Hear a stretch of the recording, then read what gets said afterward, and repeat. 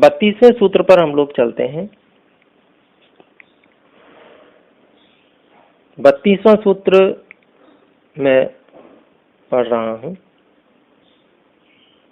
तत्प्रतिषेधार्थम एकतत्व अभ्यासः। अलग अलग कर दिया मैंने, पूरा पढ़ेंगे तो तत्प्रतिषेधार्थम एकतत्वाभ्यासः, तत्प्रतिषेधार्थम एकतत्वाभ्यासः। तो तत्प्रतिषेधार्थम एकतत्व अभ्यासः। तो ये जो विक्षेप और ये सब बताए हैं, योग के मल हैं, विघ्न हैं, और इनके साथ में रहने वाली जो ये समस्याएं और भी बताई गई, विक्षेप,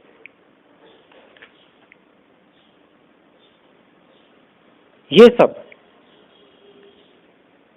इन सब को रोकने के लिए एक तत्व का अभ्यास करना।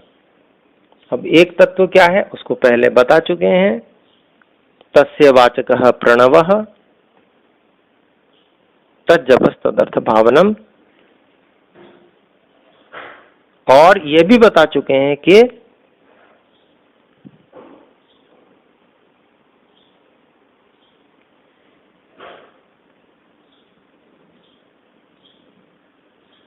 प्रणव का जप करने, ईश्वर को समर्पण कर देने से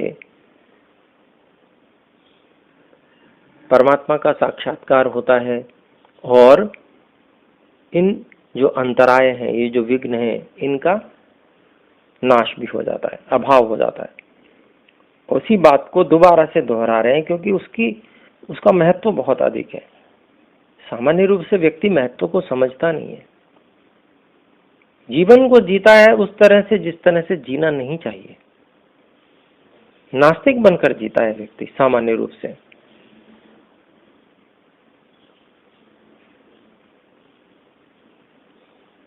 मैं तो ऐसे ही मानूंगा, मैं तो नहीं मानता, जिद है।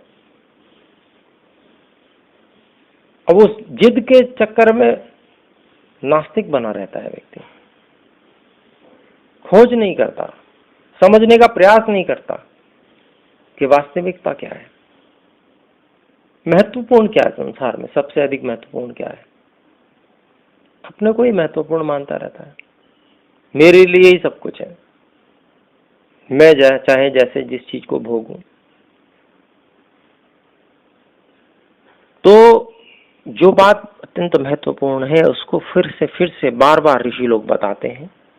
तो उसी बात को यहाँ पर भी फिर से बताने का प्रयास किया जा रहा है।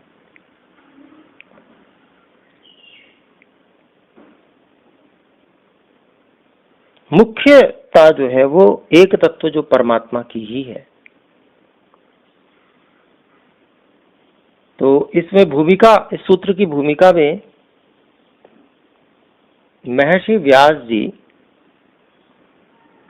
बता रहे हैं, जो ये समाधि के शत्रु हैं, ये जो विक्षेप हैं, इनका अभ्यास और वैराग्य, इन साधनों से समाधान करना चाहिए, इनको रोकने का प्रयास करना चाहिए।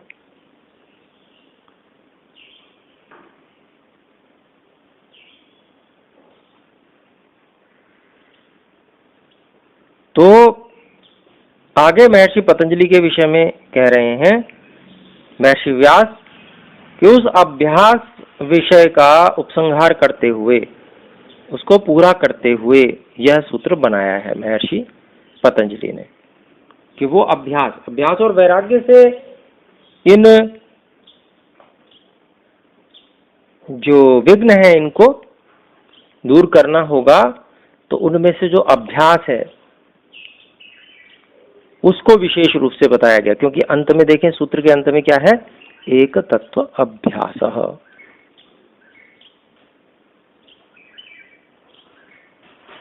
तो तत्प्रतिषेधार्थम, उन विघ्नों का नाश करने के लिए, उनका अभाव करने के लिए एक तत्व का अभ्यास करना चाहिए। और एक तत्व में सबसे प्रधान, सबसे मुख्य कौन है? परमात्मा।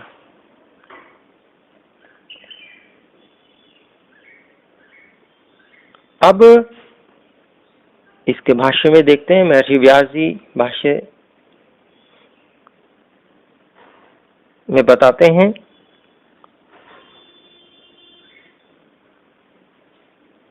कि चित्त में यदि एकाग्रता लानी है तो एक तत्व का सहारा लेना चाहिए। विक्षेपों को जो चित्त में बार बार बाधित कर रहे हैं उनको हटाने के लिए, उनसे छुटकारा पाने के लिए चित्त में एक तत्व को हमको उसका सहारा लेना चाहिए।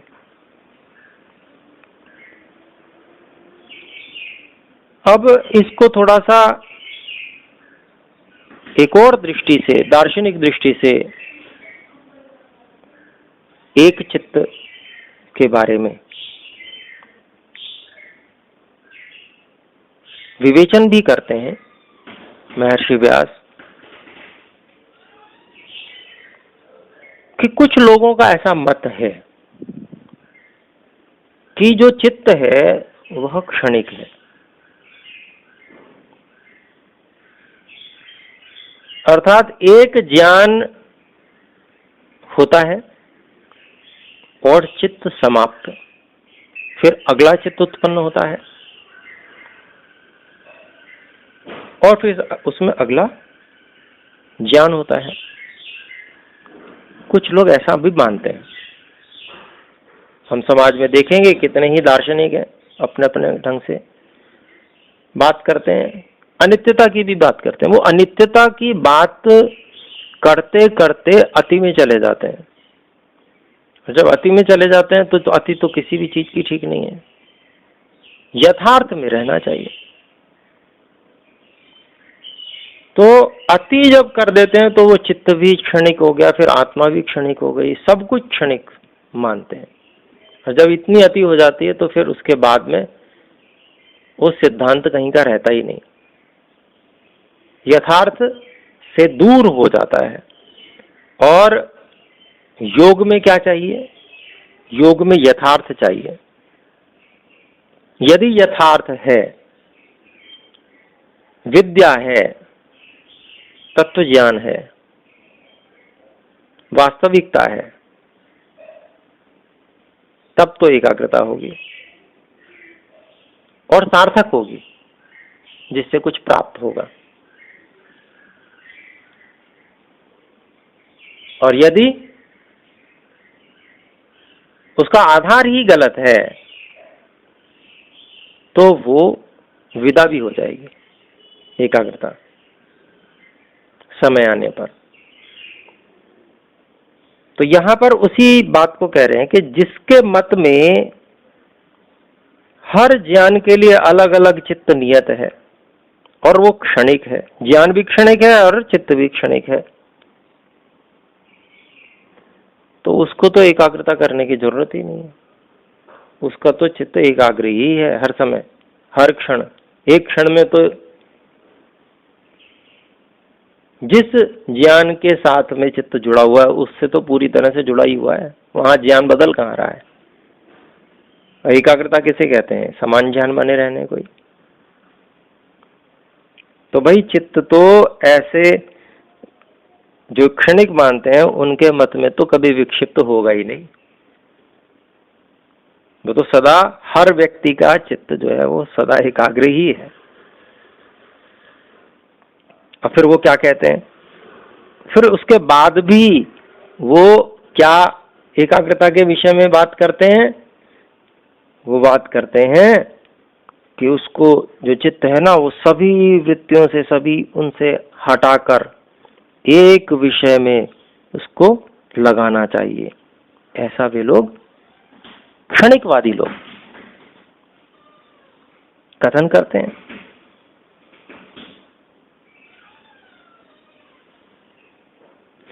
तो अगर वो ऐसा कहते हैं तो इसका मतलब ये हुआ कि उनकी या तो दूसरी बात, पहली वाली बात गलत है।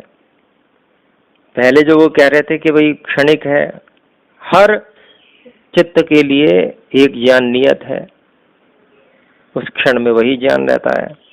तो या तो यह मत कहो, और या ये मत कहो कि सब ओर से वृत्तियों से हटाकर मन को एकाग्र करें, या तो ये बात मत कहो।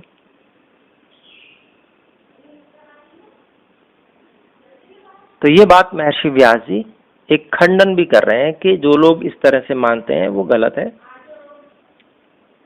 चित्त जो है वह एक सृष्टि से लेकर प्रलय पर्यंत एक ही रहता है, वो क्षणिक नहीं है।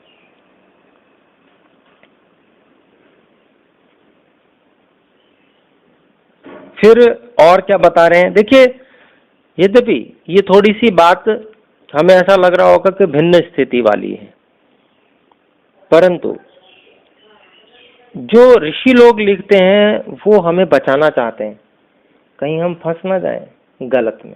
अगर हम गलत में फंस गए तो एक छोटा सा सिद्धांत गलत हो जाने के कारण से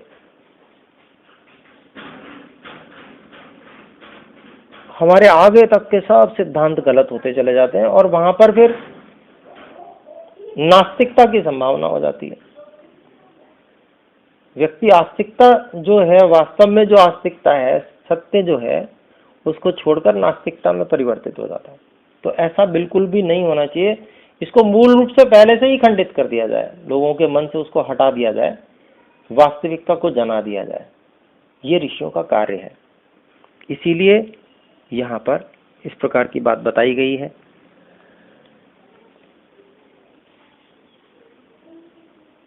फिर अगली बात तो कहते नहीं नहीं नहीं, ऐसी बात नहीं है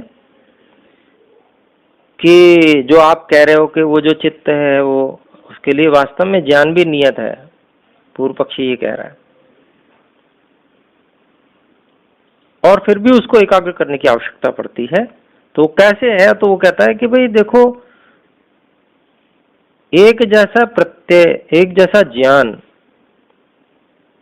एक जैसे ज्ञान के प्रवाह से जो चित्त है वो एकाग्र होता है। मतलब प्रत्येक जो क्षणिक चित्त है, उस प्रत्येक क्षणिक चित्त में एक जैसा ज्ञान रहेगा, इसी को एकाग्रता कहते हैं। जैसा पिछले चित्त में ज्ञान था, वैसा ही जो अब इस क्षण में चित्त है, उसमें भी वैसा ही ज्ञान रहेगा, और जो अगले क्षण में चित्त होगा तो उसमें भी वैसे ही ज्ञान रहेगा। इसको एकाग्रता कहते हैं। उसने अपनी बात को संभाला थोड़ा सा। तो ये क्या है, एकाग्रता जो वास्तव में है वो प्रवाह चित्तों का एक धर्म है। प्रवाहित हो रहे हैं जो चित्त अलग अलग, उनका एक धर्म है। तो कहते हैं महर्षि व्यास जी उसका खंडन करते हैं, कहते हैं ना,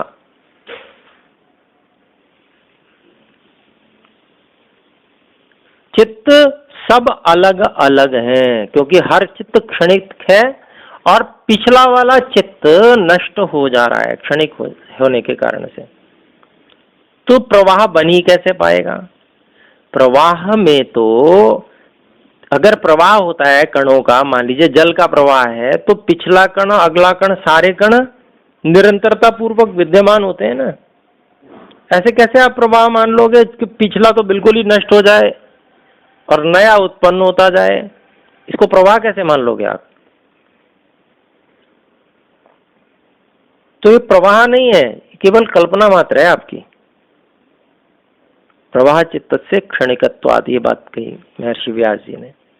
क्योंकि जिस प्रवाह चित्त की आप बात कर रहे हो वह चित्त एक नहीं है। वो जो चित्त एक जिसको मान रहे हो वो तो नष्ट हो जा रहा है, अगला वाला उत्पन्न हो रहा है, उसमें ज्ञान भी उत्पन्न हो रहा है।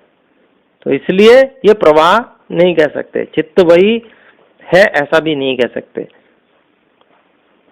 और चित्त का प्रवाह भी नहीं कह सकते। चित्त तो क्षणिक है, कैसे प्रवाह हो जाएगा? खंडन कर दिया।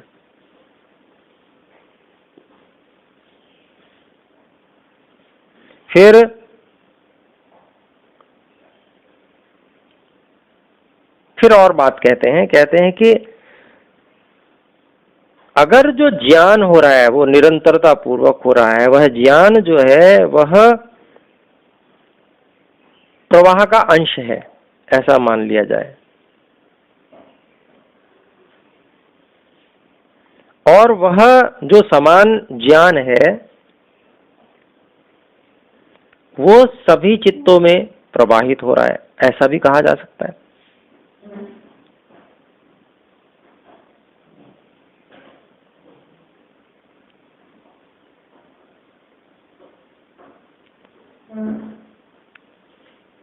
तो चाहे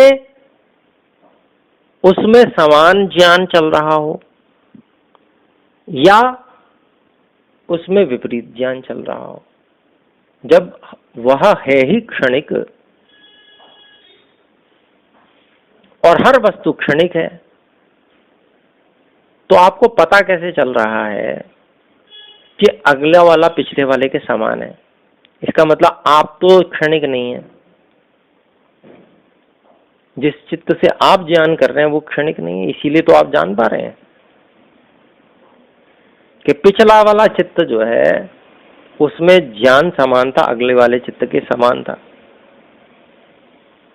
और नहीं तो हर चित्त, चाहे उसमें विसदृश प्रवाह हो और चाहे सदिश प्रवाह हो, जैसा भी हो, हर चित्त एकाग्र ही माना जाएगा। क्यों? क्योंकि हर ज्ञान हर क्षणिक एक चित्त के लिए नियत है, और जब नियत है तो वह ज्ञान तो उसमें हो ही रहा है ना, तो इसलिए एकाग्र माना जाएगा हर स्थिति में, चाहे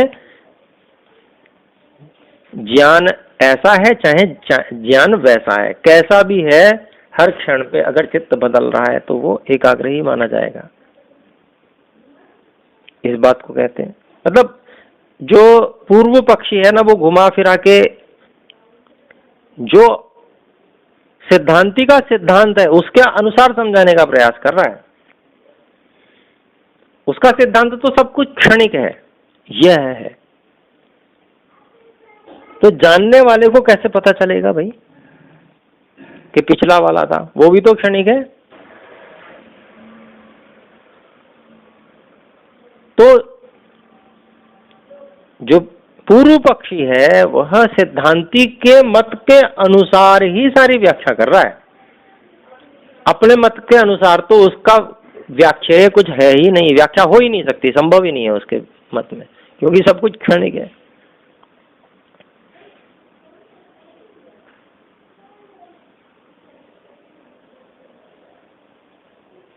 तो विक्षिप्त चित्त की क्षणिक बाद में असिद्धि हो जाती है, क्योंकि विक्षिप्त हो ही नहीं सकता, हर एक क्षण में वो चित्त जो है एकाग्र है। कुत्ते गधे घोड़े का भी एकाग्र है, मनुष्य की बात छोड़िए। तो इसलिए यह जो बात कही गई कि एक ज्ञान के लिए एक चित्त नियत है और वो क्षणिक है, ये बात गलत है। वास्तव में एक चित्त जो स्थित है, अर्थात जो स्थित का मतलब जो नित्य है, एक सृष्टि से लेकर प्रलय काल तक के लिए जो चित्त नित्य है, उसमें अनेक विषय अनेक ज्ञान होते हैं, यह बात सत्य है।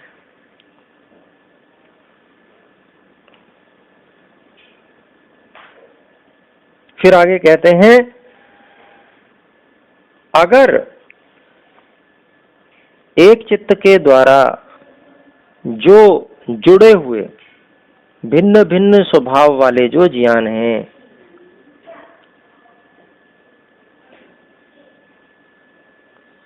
ऐसे ज्ञान चित्त में उत्पन्न होते हैं,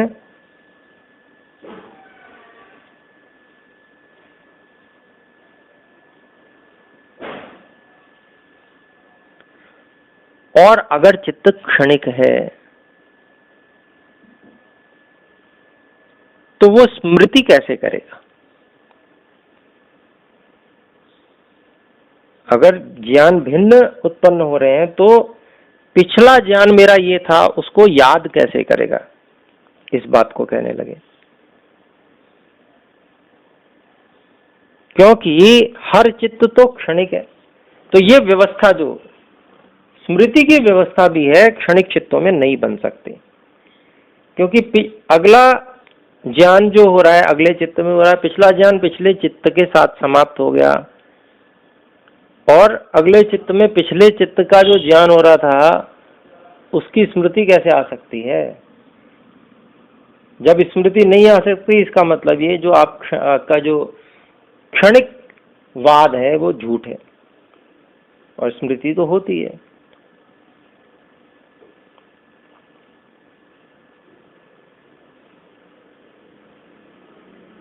और अगर हम मान भी लें एक बार को कि आपके पक्ष में स्मृति सिद्ध हो जाती है, तो आप ये बताओ कि क्षणिक चित्त अगर है, सब कुछ क्षणिक है, तो जो कुछ पिछले चित्त ने किया या अनुभव किया या जो भी कार्य किया उसके कर्तृत्व का भोक्ता अगला चित्त कैसे हो जाएगा, आप ये हमें बताओ।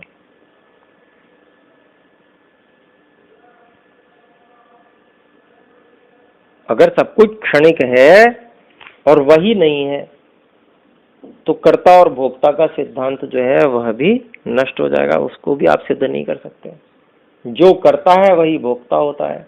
अगर सब कुछ क्षणिक है तो जो पिछला चित्त करता था उसके किए हुए का फल तो अगले वाले चित्त को देना पड़ेगा, अर्थात दूसरे के कर्म का फल दूसरे को मिलेगा, और ऐसी स्थिति में सारे सिद्धांत नष्ट हो जाएंगे,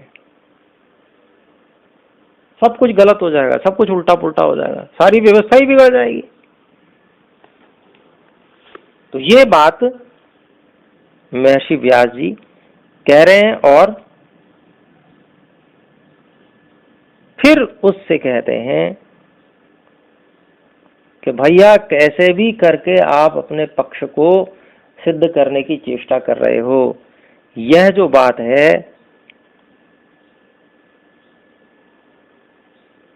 यह गलत है, ऐसा नहीं करना चाहिए।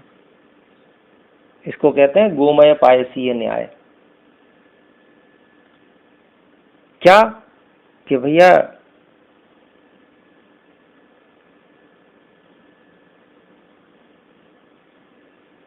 खीर जो है या दूध जो है वो भी गव्य है, गाय से ही मिल रहा है, और गोबर भी गव्य है, इसे खा लो। दूध खाने पीने की बजाय गोबर खा लो, गव्य ये भी है गव्य वो भी है।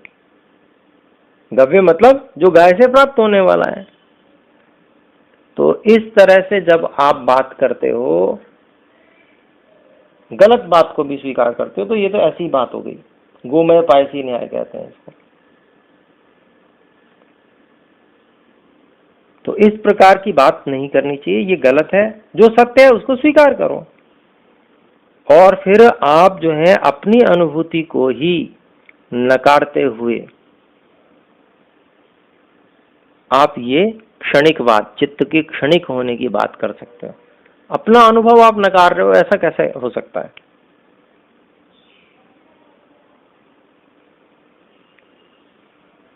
क्यों? उसका उदाहरण देते हैं कि जो कुछ मैंने कल देखा था उसे ही मैं आज देख रहा हूं। फिर और गहनता में जाते हैं, अब जो मैं देख रहा हूं उसी को मैं फिर छू रहा हूं अगले क्षण में। यह अनुभूति हमारी रहती है या नहीं रहती है?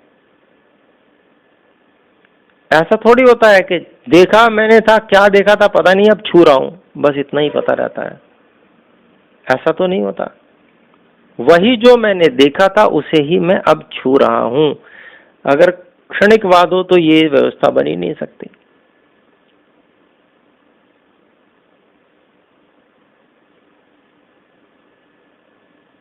जो मैंने देखा उसी को मैं छू रहा हूं।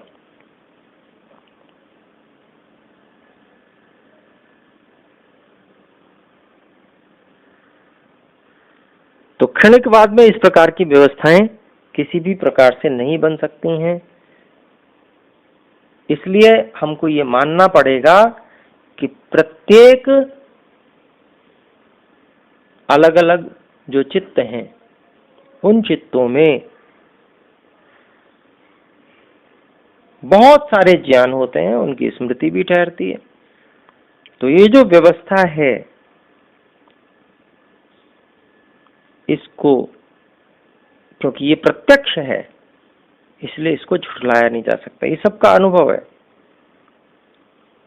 आप कोई और ही बात गोल गोल घुमाकर और कुछ और सिद्ध करना चाहो तो ये संभव नहीं है। जो प्रत्यक्ष अनुभव कर रहे हैं उसको आप कैसे नकार दोगे?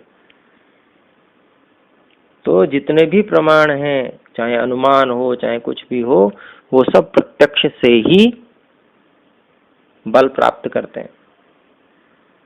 अनुमान प्रमाण भी बिना प्रत्यक्ष के आगे बढ़ नहीं सकता। कुछ भाग प्रत्यक्ष होता है तो बाकी का अनुमान किया जाता है।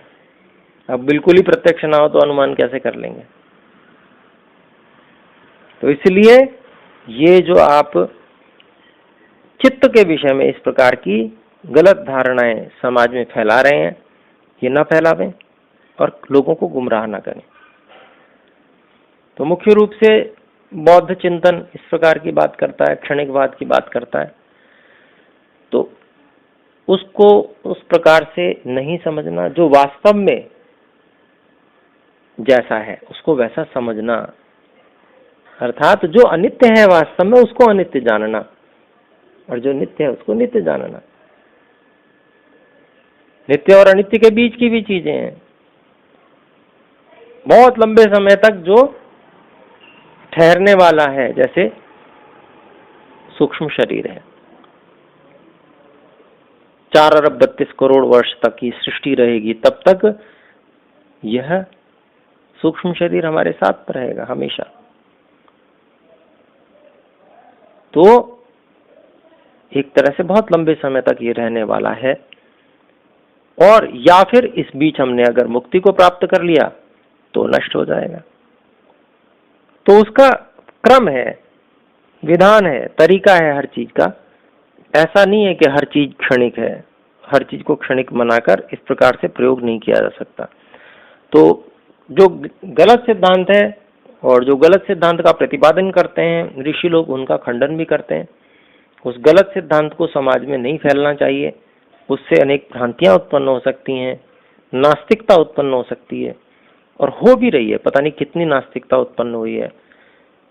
हिंसा अहिंसा के विषय में भी गलत भ्रांतियां फैलाई गई, जो कि वास्तव में वेद से नहीं है। वो लोग कहते हैं कि किसी को दुख न देना यह अहिंसा है, जबकि परिभाषा ये नहीं है। अगर ऐसी बात होगा दुख न देना अहिंसा है तो परमात्मा भी अहिंसक नहीं रहेंगे। ईश्वर दुख देते हैं, जो पाप करता है उसको दुख देते हैं, कर्मफल है वो। तो वास्तव में क्या परिभाषा हुई? किसी को अन्यायपूर्वक दुख न देना, ये अहिंसा है। और योगियों के लिए तो विशेष रूप से मन से भी उस प्रकार की बात की गई कि किसी के प्रति वैर भाव न रखना। अब कोई योगाभ्यासी व्यक्ति जिसको न्यायाधीश बनाया गया, उसका कार्य ही है न्याय करना। वो कोई वैर भाव रख के किसी को थोड़ी दंड दे रहा है। वो दंडित कर रहा है, उसका कोई वैर भाव नहीं है। वो तो न्याय करने के लिए ऐसा कर रहा है, अपने कर्तव्य पूर्ण कर रहा है। वो कोई हिंसा नहीं करता, दुख वो भी देता है। तो इस बात को, ऐसी बातों को समझना चाहिए। और जो समाज में भ्रांति फैलाई गई है, माता पिता दंड देते हैं। अगर माता पिता बच्चे को दंड न दें तो बच्चा तो बिगड़ जाएगा, बिल्कुल ही राक्षस बन जाएगा। तो इस प्रकार से अपने लोगों को समझना चाहिए कि केवल दुख न देना यह मात्र ही अहिंसा नहीं होती है। ये गलत परिभाषा है अहिंसा की। अन्यायपूर्वक दुख न देना यह अहिंसा की सही परिभाषा है।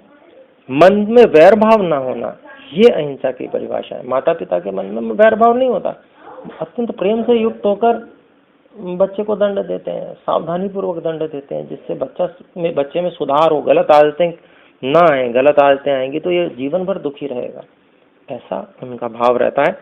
तो समय हो गया, विराम करते हैं। तत्प्रतिषेधार्थम एक तत्व अभ्यास। अभिप्राय यही हुआ कि जो सबसे मुख्य पदार्थ संसार का वो परमात्मा है, वही एक तत्व, उसका विशेष अभ्यास अपने लोगों को इन विघ्नों से छूटने के लिए करना चाहिए। और अन्य भी विषयों को ले सकते हैं, वो तात्कालिक होते हैं, लेकिन मुख्य तत्व तो परमात्मा है। वो समर्पण वही मुख्य रूप से हमको इन विघ्नों से दूर कर सकता है। तो अब विराम।